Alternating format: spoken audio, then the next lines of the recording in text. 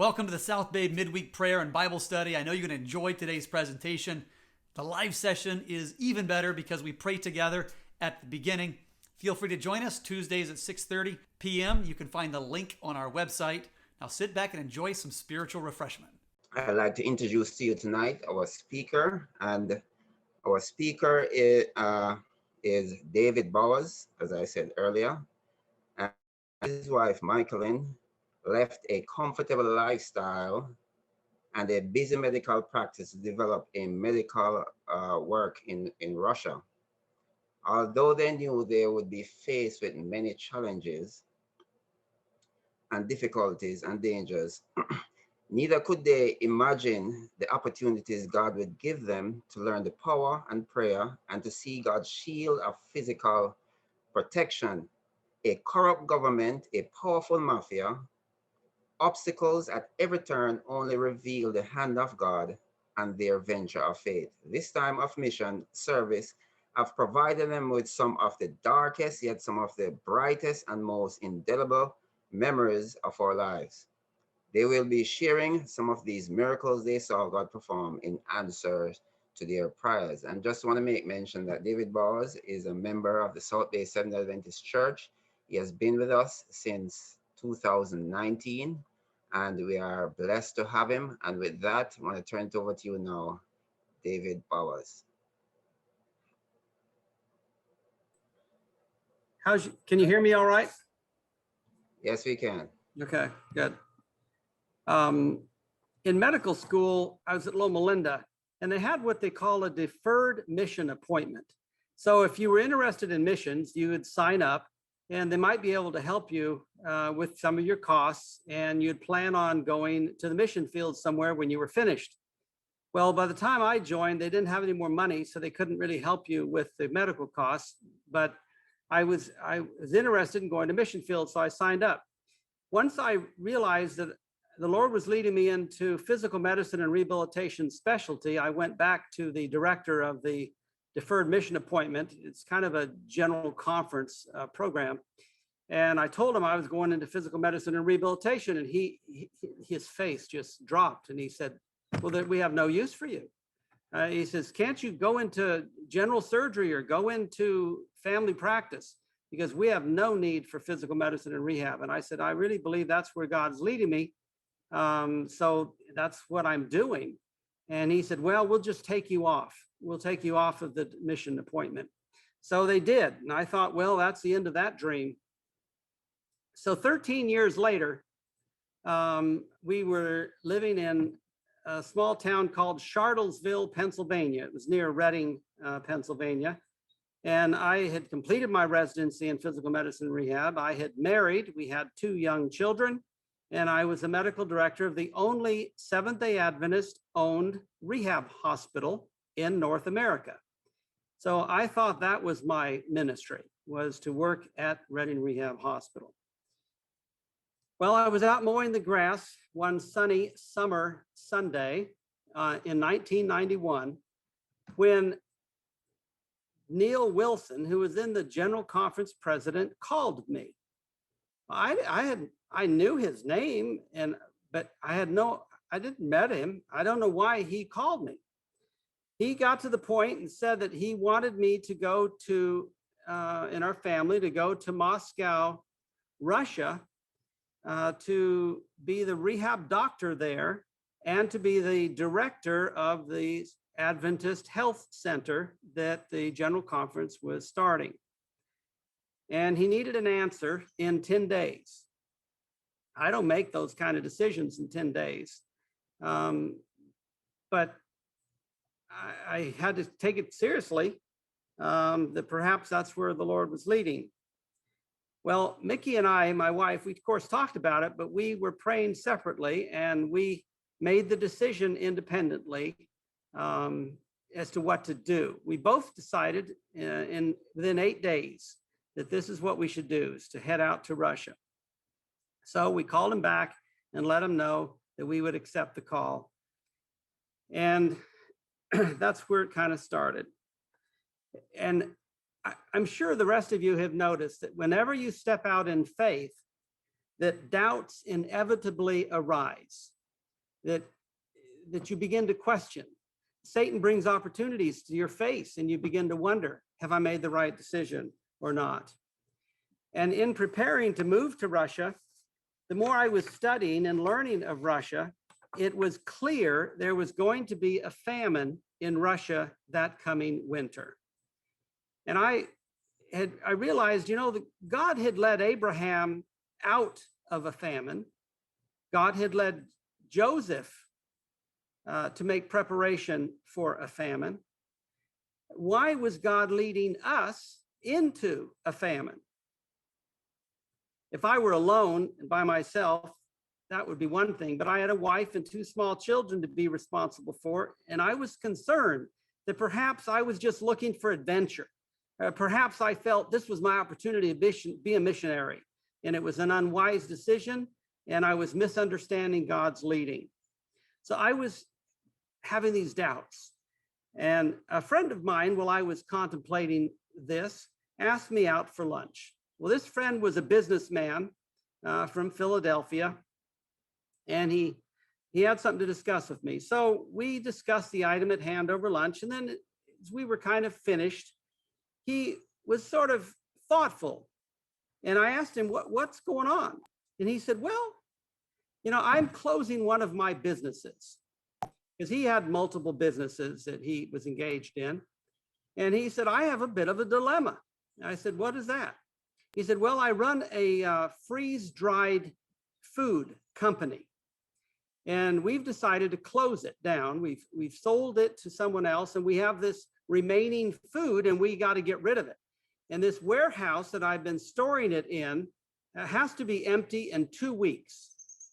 And I said, well, can't you? He says, and I can't give the food away. That was his response. And I said, well, what do you have? And he says, well, I've got about a semi-truck load of freeze-dried food. And he said, the interesting thing is, I've tried to give it away twice. I tried to give it away to the Baptist church. They said they'd take it, then they said no. The Red Cross, there was been a hurricane, and there was in Florida, and they were going to pick it up and take it to the hurricane victims in Florida. And just this week, they told me they cannot do that. So now I've got this warehouse. He said, and I asked him, well, what's in there? And he said, well, it's interesting, but it's all vegetarian food. There's no meat at all. And I said, well, maybe I've got a use for this. So I called ADRA, and I asked them, could you deliver this truckload, 40-foot container of vegetarian food to Russia? And they said, yeah, we can do that. I said, can you pick it up in 2 weeks? And they said, sure, we can have a truck there next week to pick it up. So sure enough, they picked up the truckload and delivered it to Russia. And if you have Luke 5, 1 through 11, you might read that. Nick, can you grab my Bible? Luke 5, 1 through 11. And basically, the story is the fishermen, Peter and company, had been out fishing all night, and they had caught nothing. They were a bit discouraged, and they were sitting at the shore. Jesus was getting pressed by the crowd, and he got out. He said, let's take me out on the boats. And so they went out into the boats, and it's all right. I'll finish it. So Luke chapter 5. And so Jesus had Peter and them let out by the boats. And when he had finished, and he had stopped speaking in verse 4, he said to Simon, launch out into the deep and let down your nets for a catch. But Simon answered and said to him, Master, we've toiled all night and caught nothing. And of course, Jesus has already given a sermon, so it's now well into the morning hours. The sun is high in the sky, I'm sure. But he said, nevertheless, at your word, I will let down the net. When they'd done this, they caught a great number of fish, and their net was breaking. And so they had more people come out and help them. And when Simon Peter saw it, he fell at Jesus' knees, saying, depart from me, for I am a sinful man. For he and all who were with him were astonished at the catch of fish which they had taken. And so then Christ asked them to follow him, and they forsook all and followed him. And I realized I was amazed, not at the catch of fish, but at the catch of freeze-dried vegetarian food that the Lord was going to deliver to Russia in the midst of a famine, because I had doubted him. And the Lord, I realized, provides for our physical needs. Why can't we trust him to follow him? And I was ashamed of my unbelief. Interestingly enough, that container of food never arrived in the wintertime. It was 6 months later, after we were already there and we had actually moved into the clinic, that we got this container of food. We didn't starve. The Lord provided the food so I would have faith, so I would have confidence in him, not because I even needed it. When the food arrived, it arrived for a different reason I had no idea about. In Russia, the individual workplaces at that time in history provided meals for their workers. They did not let them get out of the workplace, because if they would leave and get food, things would often come up and they'd never come back. And also, it was a very efficient means. It was just part of their culture. I had no idea of this until we moved there and we're opening the clinic. And the folks said, well, what are you going to do for meals? So what do you know? The container of food arrives, and we were able to incorporate that 40-foot container of vegetarian food into future meals for the clinic. And it lasted us 3 years in helping to provide meals, something that I had no idea that we even needed. The Adventist Health Center was the first medical work to enter the Soviet Union, or now Russia, because Soviet Union had just collapsed. America, continental America, from the East Coast to the West Coast, is how many time zones, kids? Hold up your fingers. 6 time zones, 3 time zones, 5 time zones. It's 3, right? Eastern, Central, and Mountain, Pacific. What do we have? 4 or 3 time zones? Yeah, Hawaii. 4. Yes, 4. We've got 4 time zones here in the US. Hawaii is different, but in our central. In Russia and the Soviet Union, they had 11 time zones. It's almost halfway around. It's halfway around the world. So that's the former USSR for which our little clinic was to serve. When you go to India, if you go to Africa, Borneo or the Philippines, Korea or Laos, to me, I know I'm not in the US. The people look different. They dress different. Transportation on the streets is different. And of course, the language is different. They're generally third world countries. But Russia, the people were white like me. They had European dress like me. They had cars on the streets and usual transportation. Their metros were more advanced than ours in the US and beautiful. The Russians had dominated the Olympics for years. They were the best in the world in many of the fine arts, ballet, for example, and music. The scientists, they had put the first man in the world in space. They were the major world competitor to the United States in virtually everything. They even had the largest nuclear armaments in the world. Russia, the USSR, was a different mission field than I was prepared for, you might say. It was not the third world. However, because of that, it allowed my little, almost insignificant specialty, physical medicine and rehabilitation, to be needed. Nowhere else in the world needed rehab but Russia. Now, we didn't speak the language. Folks at the General Conference said there wasn't time to learn. So we went over there quite ill-equipped, without knowing the language at all. Let's see. We had to renovate this little kindergarten building to start the clinic. The other thing that made me ill-equipped was I realized when I got there that I had been a couch potato Adventist. Now, that doesn't mean that I wasn't a dedicated Adventist. Oh, I was a believer. I was an elder in my church. Our kids went to church school. But when I learned about people like Elder Kulikov, Dr. Ivanova, and others who had lived through the communist persecution of Christians and Adventists specifically, I realized, what did I have to bring to them? What did I have to teach them? As you might think a typical missionary has to bring. For example, Dr. Ivanova, he would go to, when he got out of medical school, he went to find a job in Moscow. And he would go to a job and they'd say, yo, we'll be delighted to hire you. Well, the Communist Party would then call those people that night or the next morning, and they would say, Ivanova, we know is supplied. You can't hire him. Tell him tomorrow he doesn't have a job. And they did this all through Moscow. Well, the party would come to him and said, you're being lazy, Dr. Ivanova. You need to get a job. If you don't have a job in 5 days, we're going to send you to Siberia. Ivanov, it was his name. And so, of course, he couldn't find a job because they wouldn't allow him to find work. So they sent him to Siberia and he worked there. I never did visit their home there, but I saw pictures, and their sink was like a tub. And they had a container below. They had no running water. They had an outhouse, and this is where winters are probably like my mother-in-law. She's from Canada. And we've asked her, how are the winters in Canada?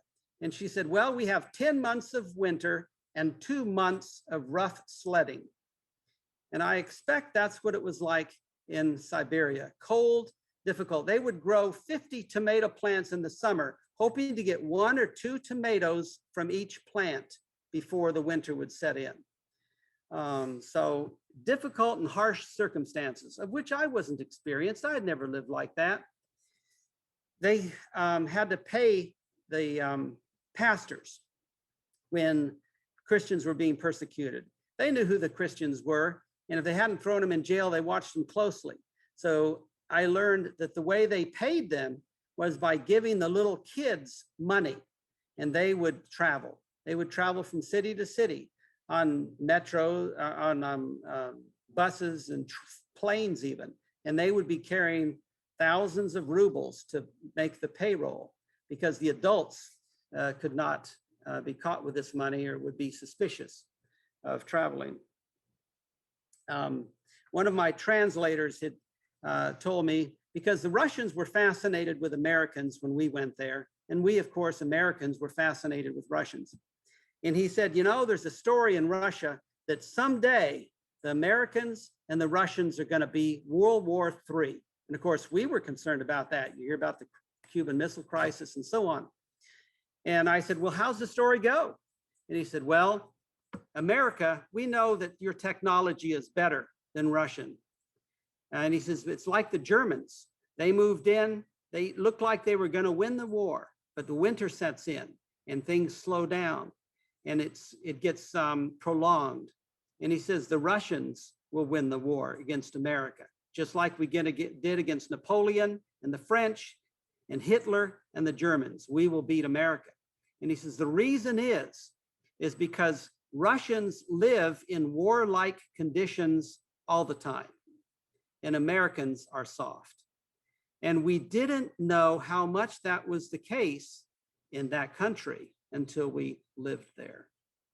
I recall Mickey and I had just moved in. They had moved us into a Russian apartment because the clinic, wasn't built. And anyway, we moved in where everyone else was living.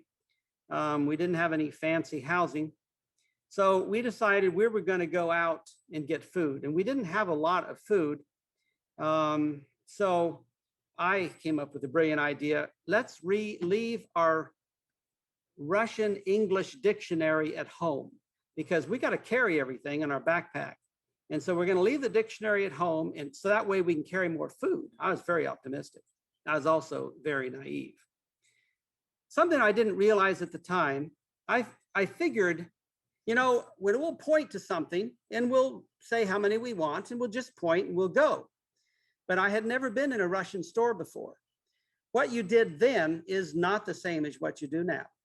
What you do now is much more like what we do here. They have regular supermarkets and so forth. But what you did then is they had different types of stores for different type of produce or foods or packaged foods, etc. So you'd go into the store and you would look at what you wanted. You would get in line to do so. Once you determined what you wanted, then you would tell the person at the counter what you wanted. No, what did they do? Oh, that's right. You don't know what they have at that store. So you get into line to find out what you want. Then you go to another line and you go to the front of that and you tell them what you want. You say, we wanted this much of potatoes and we wanted this much of a pretzel. And then they would write it down on a little piece of paper. Then you would go to the third line and you would then pay for it. And then they would give you another ticket and you go back to the other line where they had it. And then they would, the first line you'd stood in, and then they would give you the produce for the little paper. We didn't know the names of anything. You couldn't point to anything and it didn't work. So we went home completely empty-handed with no food. As a matter of fact, the first way we got any food is we got some little pretzels and we got eggs, and we had to squawk like a chicken and show them what a chicken looked like and put up 10 and go around, and they would give us eggs. It was challenging. My wife had to wash the clothes in the tub for the first 6 months we lived there. They didn't have soap that we could purchase in the markets. They had sand. And so we learned what the ancient people did. We washed our clothes in the tub with sand for 6 months. After that, she found a laundromat. And it was interesting. She'd go to the laundromat and we learned the word posledny, which means last. And she would go to find the lady who was last. She'd go to all the ladies, posledny, posledny. And one lady would finally say, da. And so Mickey would line up behind her and they would move through the line to get to the front of the line and get the laundry done. And that lady would protect Mickey. And because she was an American, and they would chatter a little bit and be friendly, but she would defend Mickey to the hilt and would let no one else break line, because Mickey learned that if she did not have a Russian defending her, all the other Russians coming in would break in front of her and she'd never get to the front of the line.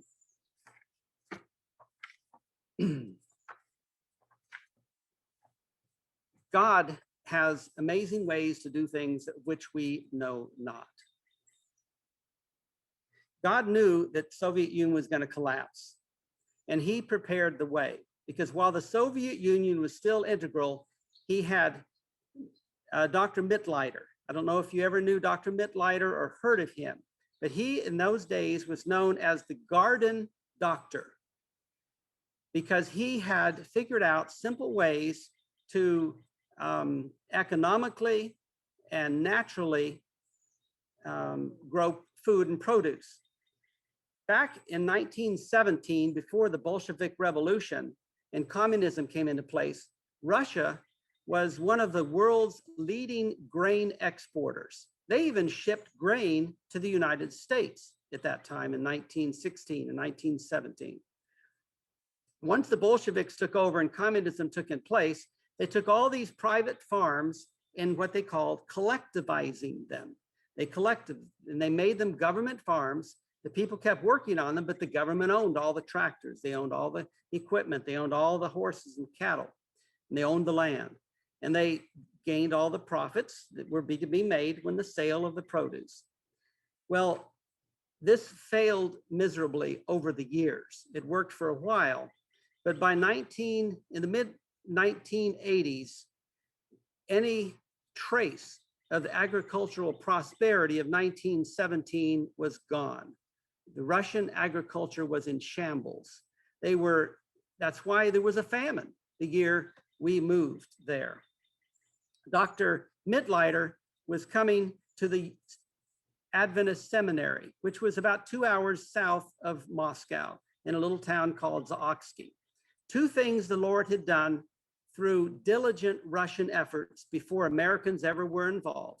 One was they started an Adventist seminary in which they were training Adventist pastors. Secondly, was Mittleider came there with his gardening program. And the Russians all of a sudden took notice. It became in their literature. It triggered a revolution in Russian agriculture. And it's prepared the Russian government to be soft in their thinking toward Adventists, because Adventists were giving the country something that they desperately needed, and they didn't know how else to get. And so they started adopting this, and people came from all over the Soviet Union to Mittleiter and to our little Adventist Zoksky seminary to learn new gardening techniques. And they now were becoming friendly toward Americans, not Americans, toward Adventists, which they had been harsh toward for 70 years before. Well, once we arrived, and Russia began in the Soviet Union to open up to foreigners. It opened up like a flood. Everyone was coming in, Adventists, all the other churches and so forth. So it became dramatic. And let me give you a sample of some of the things that Adventists were able to do there. Through the seminary and at the seminary, they had extra land. So the publishing work began. What I mean by that is they built a building and they began publishing the Bible, Ellen White writings, Mittleiter's gardening books, and many, many other things. They began publishing them with high quality print. They could develop call porters to sell the books throughout the Soviet Union. So the publishing work began. The education work began. And they had someone there who began developing Adventist schools in all the churches. And so they had grade schools, then they began in regions to have Adventist boarding academies in Russia, something they had never had before. ADRA was there. They had earthquakes in Armenia, and they were able to provide relief there, and also food for different places in the famine and so forth. So ADRA was working there. Evangelistic meetings exploded all throughout the Soviet Union. Moscow went from a matter in 3 years, they went from one church in Moscow to 13 churches. Mark Finley had 3 meetings, evangelistic meetings in Moscow. The first year we arrived, and it was just a few weeks actually after we arrived there, Mark Finley had his second evangelistic meeting. The place he had it was what's called the Kremlin Palace, the Cultural Palace. It was actually built in late 50s and inaugurated in 1961. And Khrushchev, hardline anti-Christian communist, inaugurated this. And he made a comment. He said, you know, one of the things we're going to need to do is we're going to need to find a Christian and preserve him, preserve him so that in 20 years, we'll be able to see what a Christian looks like, because by then they will be extinct. 30 years, almost to the month, Mark Finley was in that very same building. It holds 6,000 people. It was packed. We had to have 2-3 meetings a day, and there were still people waiting in line trying to get in because it was packed out. So Khrushchev's predictions, as you can see, came to naught because Mark Finley was there. Now, this did not make some people happy. The Communist Party, still as powerful influence in the country, was unhappy. And the other strong influence was the Russian Orthodox Church. Now they were very much in control, and the whole government was turning toward them, and they weren't happy. The Adventists were having the meeting in really the premier cultural palace in all the USSR, right there in Kremlin. So guess what happened? They made a rule saying that no more religious meetings can be held in the Russian cultural palace in the Kremlin after the Adventists were finished.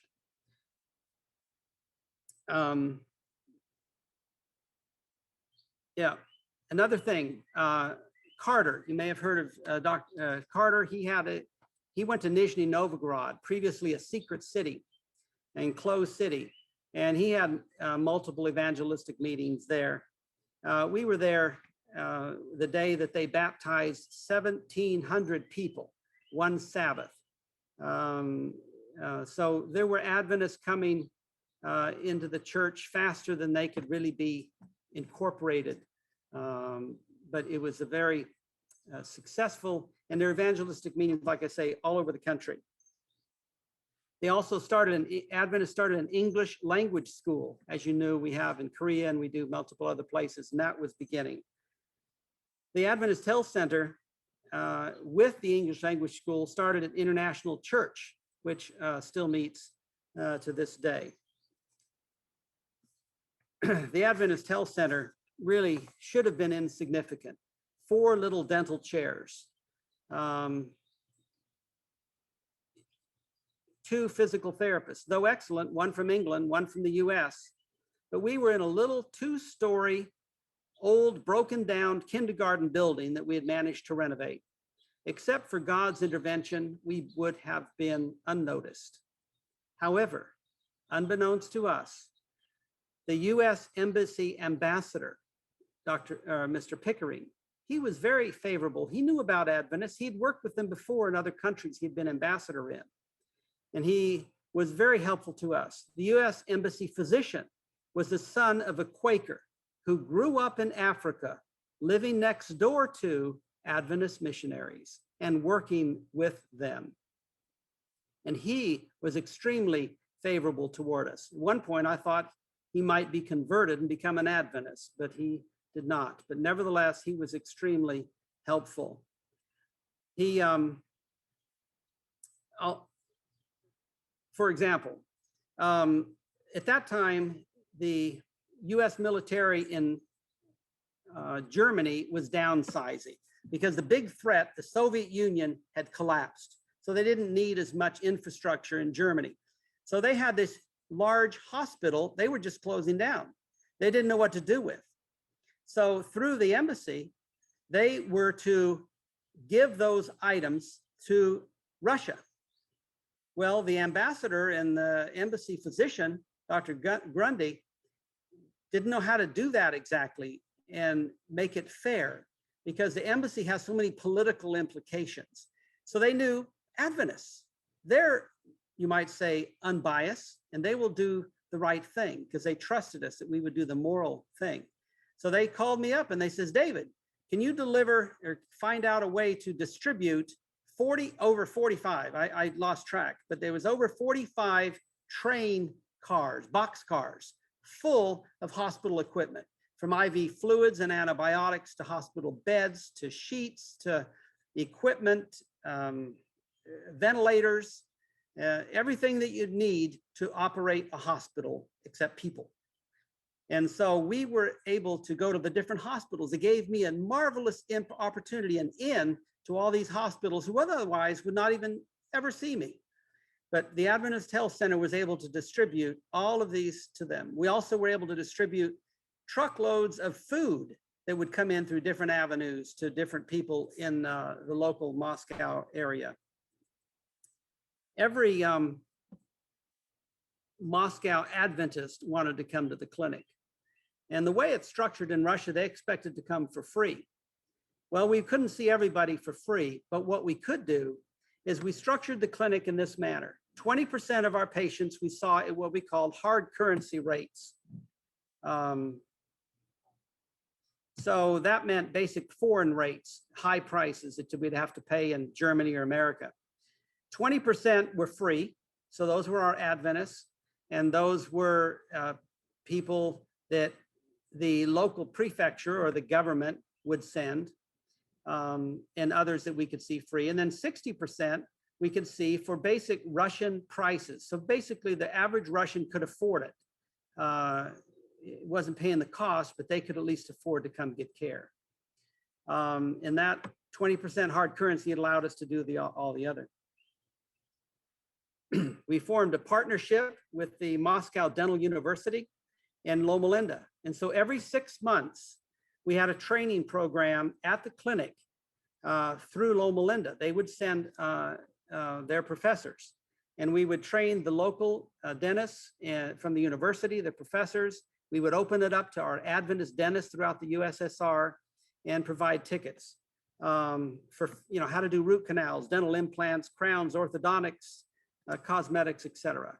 And a marvelous opportunity to increase the skill level of the dentists and also let them know about Adventists. Our cooking, the clinic was asked, since we had three things. Russia had been asked, what three things can we have in a clinic that most important to you? And they said, we want rehabilitation, we want health, education, and we want dentistry. And so that's what our clinic was. So in our health education department, we had a vegetarian cooking school that was open to the local churches. There were 13 churches in Moscow at that time. They knew nothing about vegetarianism. So we said, let's select 6 ladies from each of the 13 churches. That'll make 78 people. We can squeeze them into our small area. And what? Yeah, in the physical therapy gym area. So we could fit them in, and we wanted ladies with hospitality. So we could train them, and then they could go back to their churches and train others. And we would be the backup and provide support, all the materials and support for them. So that worked well, except in Russia, when something's happening, everybody comes. You didn't limit it. So we had people in the hallways looking outside the windows, trying to hear what was being said. Well, they said, we need recipes for these things. We need entree dishes. What they'd call it was kotlete. They said, we need recipes for kotlete. So Mickey, my wife, who has her NPH and wasn't hired per se, she was there to be supportive. So she started working with Nadia, our local health educator that we had hired, on some recipes.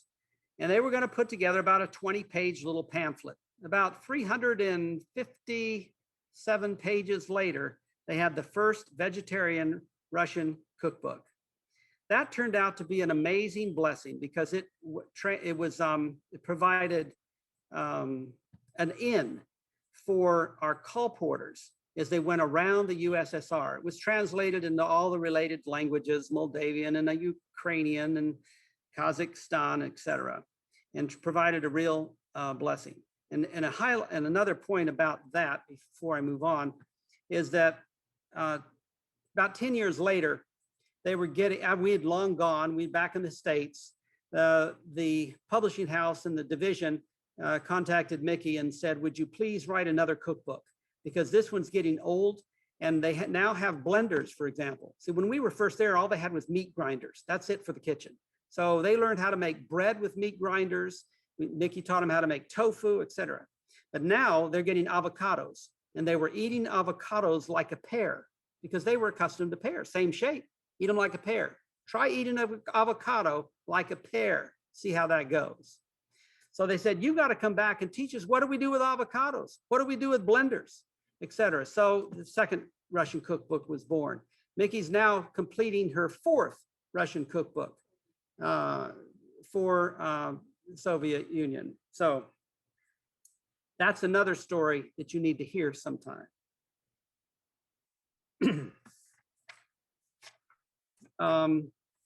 We became well acquainted with the Nazarene church leader, and he was a well-known world leader and author. And he was starting in Moscow a seminary for the Nazarene church. And after we gotten to know each other a little better, over a meal one time, he said, David, he said, the Adventists are so small. You're just a little denomination in the world. How is it? And he was saying this almost with awe in his voice and reverence in his eyes. He said, how is it that you as Adventists, such a small denomination with so few people, how are you able to do so much in Russia so fast? Because we by then were a year and a half in to the opening. Because you see, by then, Nazarenes had started a seminary. The Baptists were in the evangelicals were sending in truckloads of Bibles, but that's about it. The Baptists had started a second church in Moscow. They had had one, and the Adventists had rented their church for all the years. We'd never owned our own church. The Baptists were the only ones allowed in the communist years to own a church in Moscow. So we rented theirs. But we now had 13 churches. Not that we owned them all. We only owned one. The rest were all still rented. Generally in theaters. Try that. Go to a theater. You think it's tough for us? Go to theaters for church each week. The Catholics, they were starting orphanages. The Russian Orthodox, what they were doing was rebuilding their dilapidated churches. And they were trying to build a monument in Moscow, which they've completed. But that's what they were doing. We were doing all these other things, medical work, publishing house, education, all the things. When I first went to Russia, I was confident of God's leading in our individual lives. But what I wasn't so sure of was God still leading in the Seventh-day Adventist denomination. You see, I had experienced corruption in the leadership of the church. I had seen pastors go out of the church. We had made dumb decisions as an Adventist. I had seen legalism. On the other hand, I'd seen compromise. And I was beginning to wonder, was God really still leading in the Adventist church structure? After living there for a year and a half, I had no doubt. God has been leading in the Adventist denomination for over 100 years to prepare us for the time that we had in Russia, because it was a short time. Those opportunities aren't there anymore. Matter of fact, it's illegal for us to go there and pass out Adventist literature or Baptist literature on the streets in Moscow. Peter Kulikov is a pastor here at Ooltewah Church, and he was there in Moscow at the time. And he was telling his church not long ago about one man in Moscow who's figured out a way to pass out literature today. What he does, and he's a respected elder in the Adventist church, he dresses up as a homeless man, rags. He has no ID on him, no papers. No one can identify him as anything. He looks disheveled, and he knows the districts of the city and what police departments govern each section. So he'll go to a busy corner and he will pass out literature. It takes about 45 minutes for the Russian police to figure it out. They will come to him and arrest him. They will take him down to headquarters for passing out illegal religious literature. They will ask him questions. And they will be asking him, well, who are you? What are you doing? Who are you representing? Who do you work for? He won't say a word. He won't answer them. He will not speak. He just sits there looking down. After about 2 to 4 hours, they'll usually let him go because they don't know what else to do with him. Their prisons are full. He's done nothing too bad. So they'll take away any literature he hasn't passed out, and they'll say, we don't ever want to see you again, or you'll get something worse. He'll go back home, get more literature, and go to the other police district, and he'll stand on their corner. God always has a way to get his message out. But I became a true believer that the Adventist church is in God's hands, and he had prepared us so that we, an insignificant little denomination in the world, would be able to be ready and poised for the opportunity that presented itself in Russia. I think we're about out of time, but with prosperity always comes persecution. It comes envy, and it comes hardship. It was not long before at the Adventist Health Center, God had poured his blessings upon us, but troubles arose rather quickly from two sources, as they always do. Trouble always arises from within, and trouble always arises from without. Next week, we'll share those two problems: our Russian joint venture partner stealing the clinic, and the mafia seeking to close us down. Next week, we'll look forward to sharing that with you. But let me tell you one thing that a translator told me. It's a Russian allegory. And he said, I need to tell you this allegory because it will help you to understand the Russian psyche better. He said there was a Russian peasant farmer. And he said, Gabriel the angel came to him one evening. And he said, Alexei, he said, I have good news for you. Oh, Alexei's glad to hear good news. Peasant Russian farmers don't usually hear good news. He said, Alexei, you have an opportunity to have anything you want, anything you ask for. If you want a new horse, it's yours. You want a new cow, a new barn, a new piece of equipment, anything you ask for, Alexei, God will grant you. Oh, Alexei's thrilled. He can hardly wait.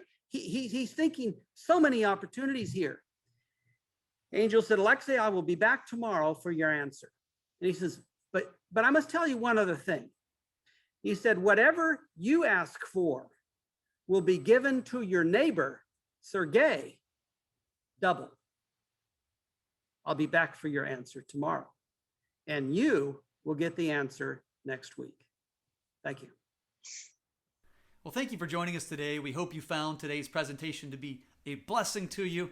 And you know, it's never good to keep things to yourself. It's always best to share them. So find someone that you can share what you have been blessed with others. If you enjoyed today's presentation, let us know by hitting the like button and subscribe to this channel if you want to know when there's new presentations coming out. God bless. Have a great week. We'll see you next week.